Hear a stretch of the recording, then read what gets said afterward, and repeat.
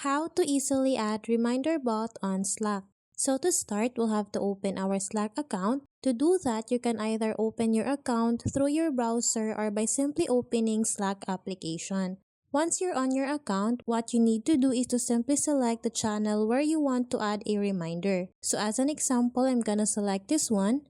And then after that, we'll have to go at the bottom part of the screen, and then in here on the messaging part, we'll have to type here slash and then type reminder. And then after that, a pop-up menu will appear here.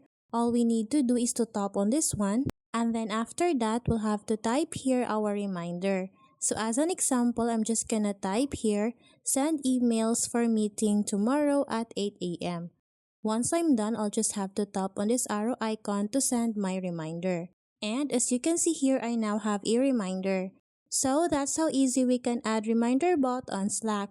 Thanks for watching, and if you find this video helpful, please don't forget to subscribe, hit the like button and then the notification bell so you won't miss any of our future videos.